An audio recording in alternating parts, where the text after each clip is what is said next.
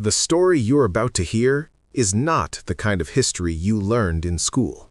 It's not the version written in neatly bound textbooks, and it's certainly not the one repeated on documentaries approved by academic committees. No, this is the version hiding between the cracks, the version you only see when you're willing to ask uncomfortable questions, look at old photographs with fresh eyes, and wonder why the world we inherited looks strangely incomplete. Imagine an era when cities glowed at night without a single power line overhead. Imagine massive exhibition halls, entire districts lit up by a soft, shadowless radiance, a kind of light that feels almost impossible today. Imagine towers, domes, spires, and strange metal decorations that weren't decorations at all, but part of a technological system more advanced and more elegant than anything we use in the modern world. This isn't a fantasy. This isn't science fiction. This is what millions of people witnessed with their own eyes at the end of the 19th century. But today, we're told it never happened. If you look back at photographs of the great world fairs, Paris 1889, Chicago 1993, St. Louis 1904, you'll notice something instantly strange. These places were brighter than most cities today, yet where are the wires? Where are the transformers? Where are the giant generators? Think about it. These world fairs drew millions of visitors. They weren't small displays or boutique exhibits. They were temporary cities built from the ground up, with their own streets, power, water, and transit systems. And yet, instead of crude wires strung overhead, instead of coal plants belching smoke, you see nothing. Clean rooftops, open plazas, structures crowned with domes and spires that look more like instruments than ornamentation. And inside these buildings, tucked between steam engines and industrial machines, we find miniature temples, tiny churches, except they weren't built for worship.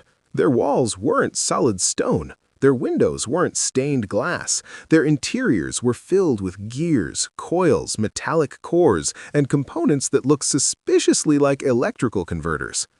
Why on earth would engineers place architectural models of churches next to lathes and locomotives? Why did these miniature temples contain machinery instead of altars? Why did they appear only in the 19th century fairs and then vanish from historical memory? Something extraordinary was happening at these exhibitions. Something that didn't fit the narrative that would soon dominate the 20th century, an age of wires, meters, and paid electricity. Something powerful enough that almost every physical trace of it was wiped off the map within a single generation. And the clearest evidence of that erasure stands, or rather no longer stands, in Paris. If you go to the Champ de Mars today, you see wide lawns stretching toward the Eiffel Tower. But in 1900, those lawns were impossible, because rising from that very ground was a colossal structure, the Palace of the Champ de Mars.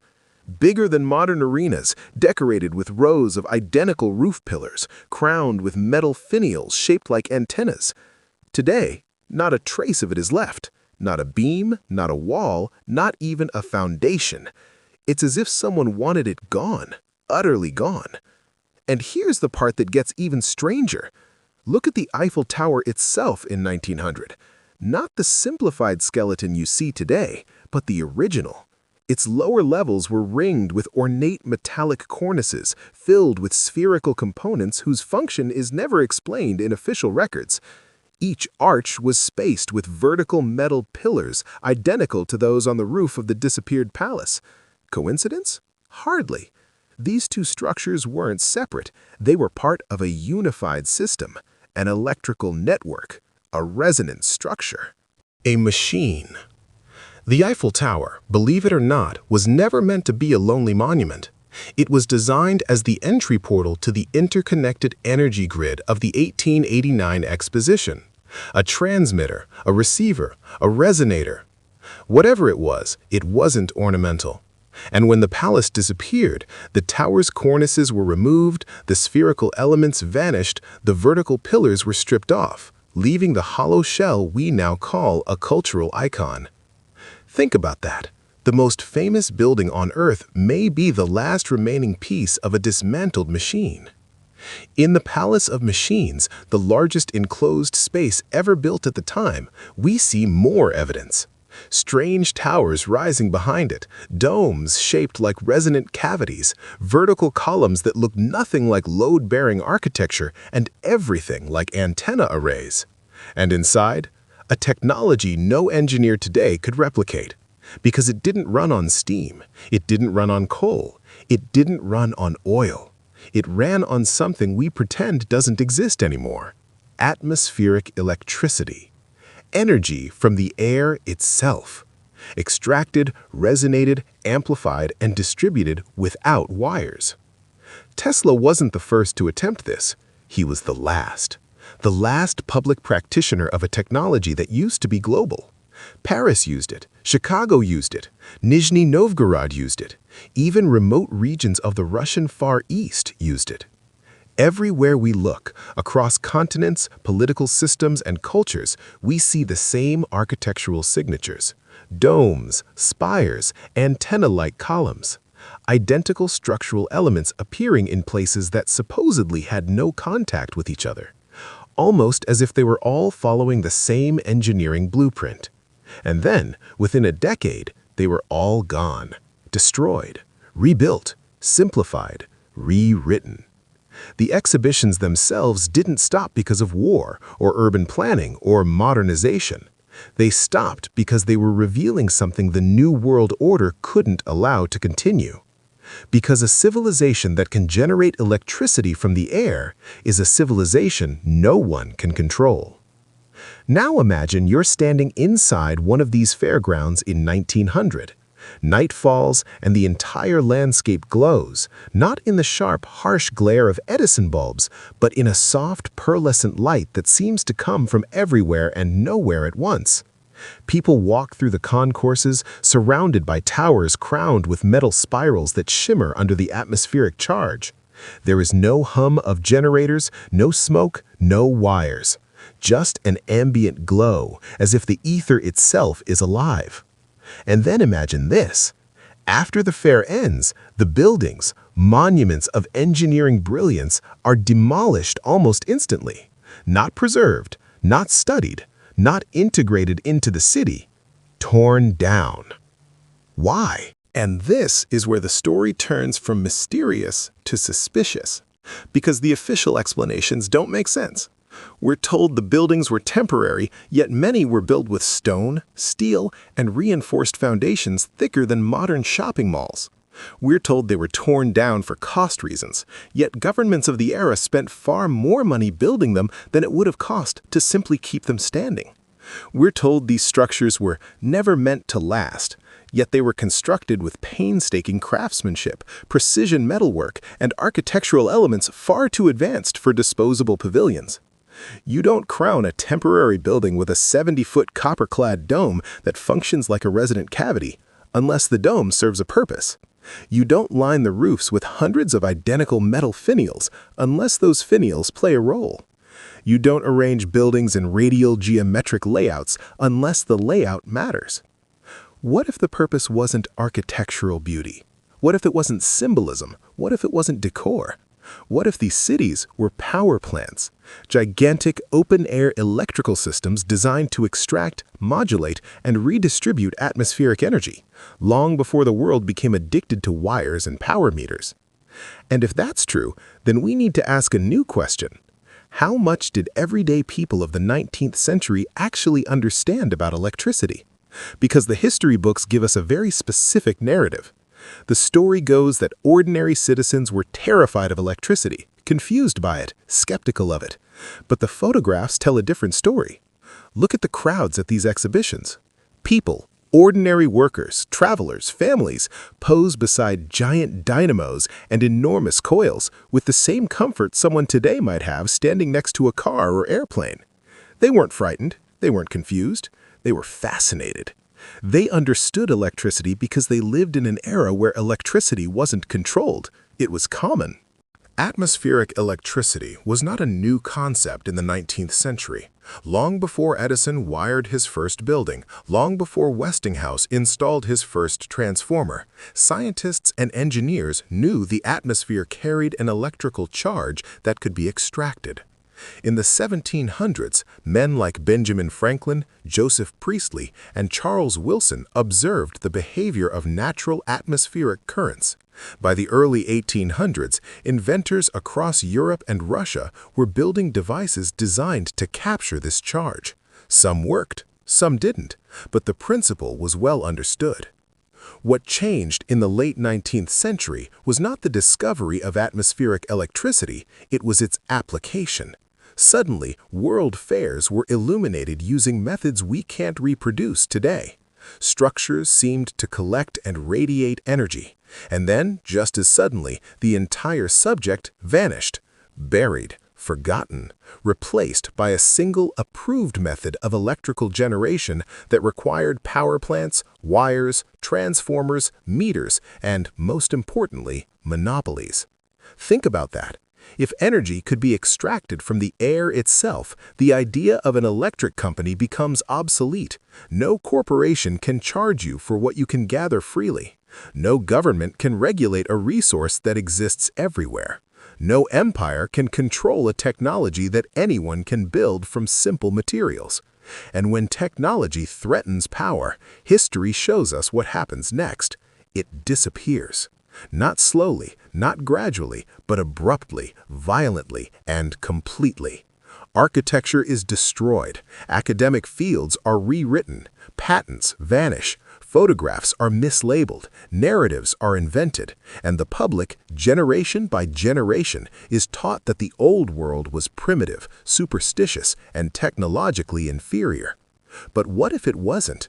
What if the reason so many 19th century architectural masterpieces were demolished was because they were too advanced, not too simple?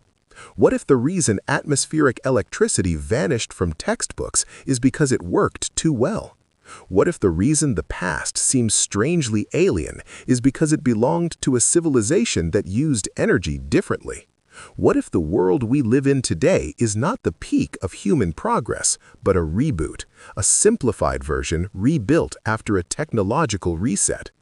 Let's go deeper into the structures themselves, because this is where the evidence becomes impossible to ignore. Start with the domes. These domes were not just round roofs, they were precise shapes, half spheres, sometimes elongated, sometimes segmented, built from conductive materials like copper, tin, zinc, and iron. These materials weren't chosen because they were cheap, they were chosen because they resonate. Domes capture frequency, they amplify charge, they act as natural capacitors. Place a large metallic dome above a building, connect it to conductive supports or metallic frames, and what do you get? A giant resonant chamber capable of gathering atmospheric electricity. Modern scientists might disagree, but the 19th century engineers who built these structures clearly understood something we've forgotten. Then we have the spires. Tall, needle-like structures placed on rooftops, not randomly, but in geometric alignment with nearby buildings. Today we call them decorative finials, but that explanation collapses the moment you examine their number, symmetry, and consistency. Decorative elements vary, functional elements repeat, and these spires repeat everywhere. Look at the Machinery Hall in Chicago's 1893 fair. Look at the Grand Palais in Paris. Look at the Agricultural Pavilion in Nizhny Novgorod. Different architects, different countries, same era, yet the same structural components appear again and again.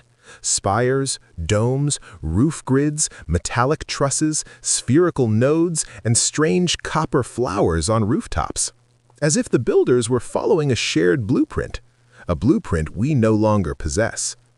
But the most telling structures of all are the so-called miniature temples.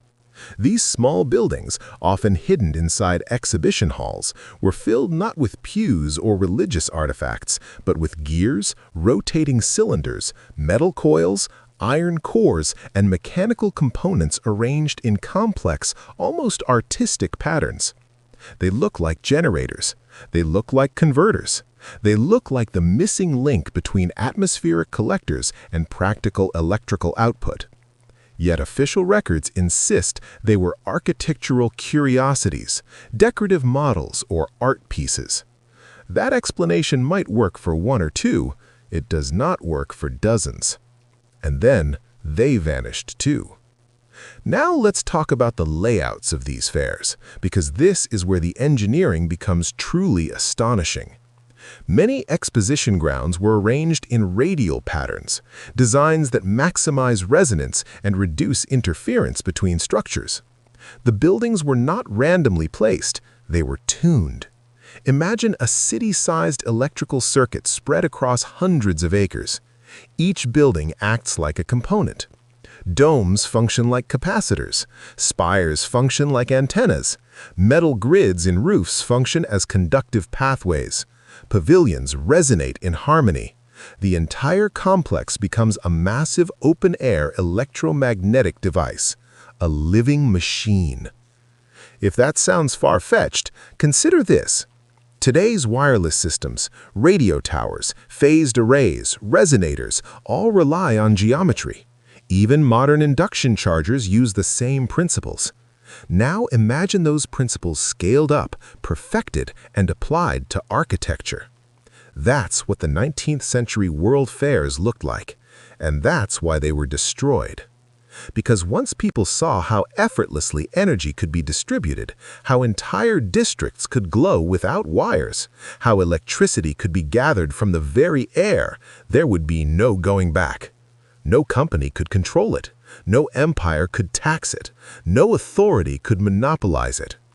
A world running on atmospheric electricity is a world without centralized power. And history shows us that those who hold power never surrender it voluntarily. But the story gets darker, because the disappearance of atmospheric electricity wasn't just technological, it was cultural. Notice how quickly the architectural styles changed after 1910. Domes vanished, spires were simplified, metal ornamentation was stripped away. Buildings that once resembled resonant devices became blank concrete boxes. Why? Because the old styles worked too well.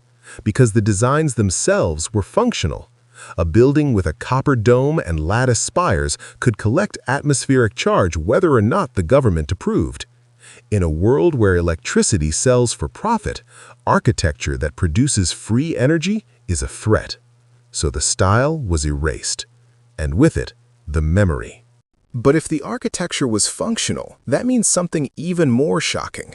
Anyone could rebuild these systems today if they understood the principles, and that's exactly why the principles were erased. Not debated, not disproven, erased. Entire branches of atmospheric science were shut down or redirected. Terms like etheric currents, telluric energy, and electro-atmospheric conduction were quietly replaced with new terminology that redefined electricity as something produced only by controlled industrial processes. Schoolbooks stopped teaching natural electrical phenomena except lightning. Universities rewrote physics programs. Texts written before 1900 disappeared from mainstream circulation. Inventors who attempted to research atmospheric energy faced sudden financial ruin, legal trouble, or mysterious accidents. And in place of the old system, a new paradigm rose, one that required consumers to buy electricity instead of harvesting it freely. But history is stubborn. Even when erased, it leaves traces. And some of the strongest traces appear in places we're told have no connection to Western architecture at all. Look at the onion domes of Russia and Central Asia. Look at the Mughal domes in India. Look at the spired temples of Southeast Asia. Look at the layered roofs of ancient China. These structures are thousands of miles apart, built by cultures with no direct contact, yet they share the same features. Conductive materials, resonant shapes, stacked layers, metallic finials, and precise geometric alignments. We're told these similarities are coincidences, but what if they aren't? What if these cultures all inherited fragments of a once universal technology? Not a global empire, but a global understanding, a shared knowledge that electricity wasn't something created by machines, but something collected from the world around us. If that sounds unbelievable, consider this. Nature itself runs on electrical atmospheric charge. Lightning is the most dramatic example, but not the only one. Plants use electrical gradients for nutrient absorption. Animals use electrical fields for navigation. The Earth has a natural electric circuit, the Earth ionosphere cavity, that generates a constant resonant frequency known as the Schumann resonance. This means the planet is essentially a giant electrical body. Humans didn't invent electricity, we rediscovered it. And somewhere along the way, someone realized that if humans learned to collect and use natural atmospheric charge freely, the economic structure of the world would collapse. Because free energy doesn't just power machines, it empowers people. Now let's return to the expositions, because there's a detail people rarely notice: the incredible cleanliness. These were pre-automobile cities, pre-air conditioning cities, pre-modern sanitation, and yet the fairgrounds looked pristine. The air looks clear, buildings appear polished, reflective, almost glowing. Even at night, the light is soft and shadowless, as if it's being emitted from surfaces rather than point bulbs. This is not the lighting produced by incandescent bulbs. Incandescent bulbs create hard shadows and harsh light gradients. Yet the photographs from these fairs show something entirely different.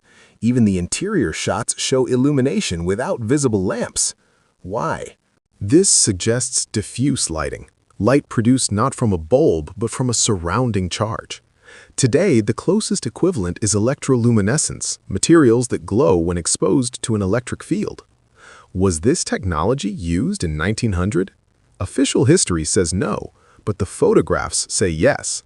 Surfaces glow evenly, shadows are soft, structures radiate light instead of reflecting it.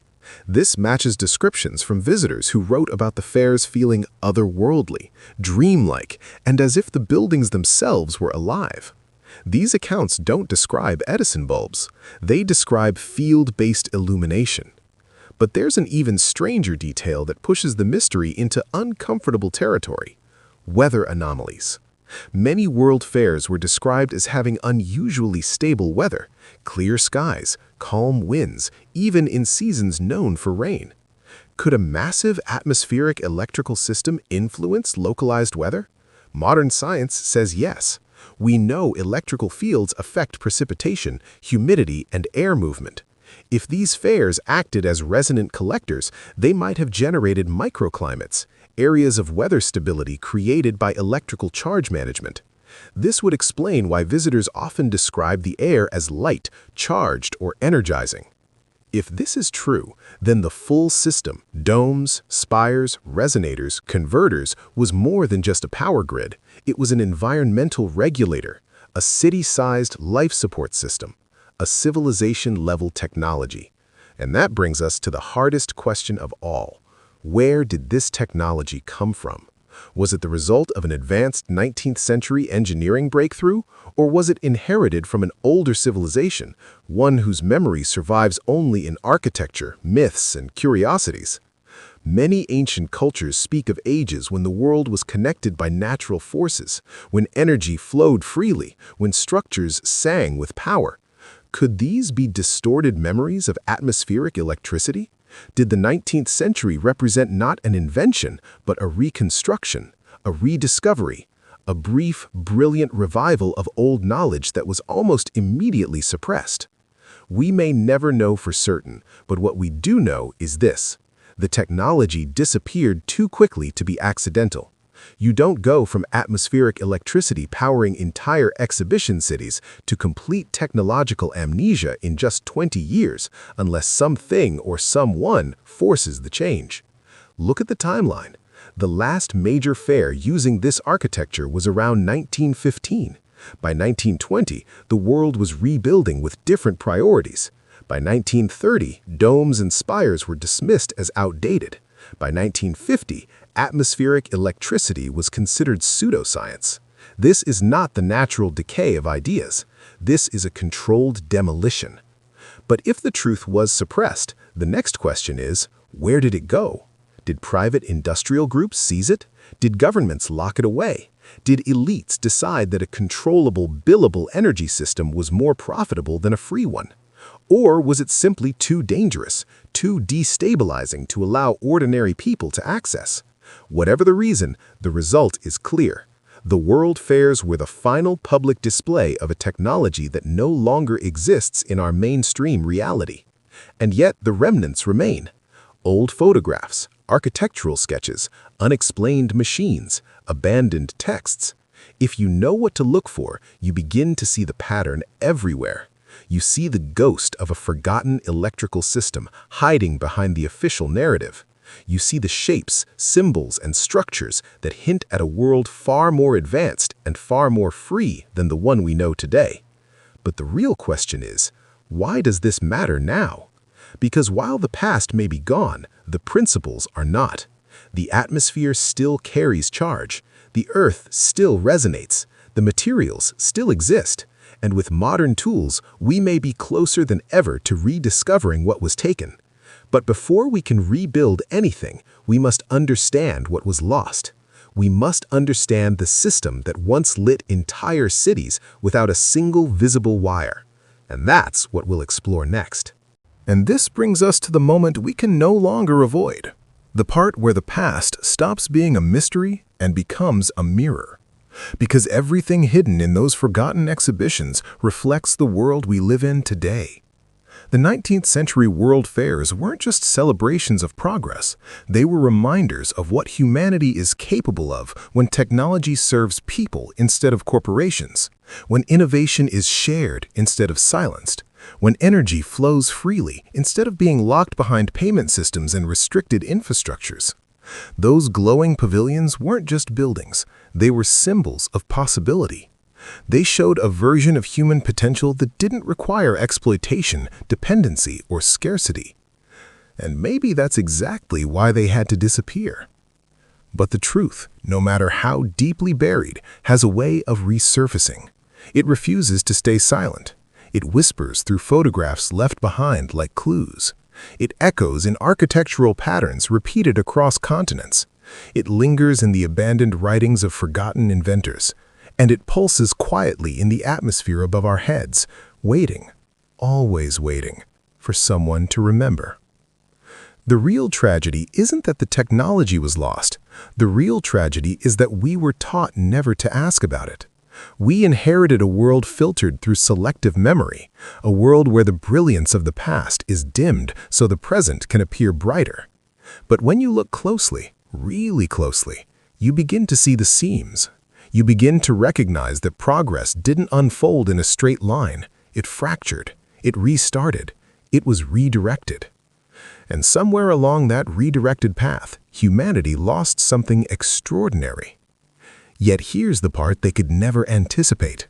We're living in an age where information can no longer be controlled the way it once was. You can't burn every book. You can't bury every photo. You can't silence every curious mind. For the first time in more than a century, regular people can examine old evidence, compare notes, and ask questions that were unthinkable a generation ago. And once you see the pattern, once you recognize the fingerprints of a forgotten electrical world, you can never unsee them again. So what if the next step isn't to mourn what was lost, but to rebuild what was taken? Not by copying the past, but by understanding the principles behind it. By learning how nature itself moves energy. By exploring resonance, charge, frequency, and geometry, not as fringe ideas, but as the foundational laws they truly are, the atmosphere still holds the same power it did in 1900. The Earth still hums with its silent electrical heartbeat. The materials still exist, the physics still applies, and the potential still waits. The only question that remains is the one history tried hardest to bury. What could the world become if energy were free again? Would cities glow softly under the night sky once more? Would architecture once again become a living system instead of inert walls? Would technology return to harmony with nature instead of struggling against it? Would people reclaim the independence that comes from harnessing the world around them? Maybe the greatest secret of the 19th century world fairs isn't that they had advanced technology. Maybe the real secret is that we still can.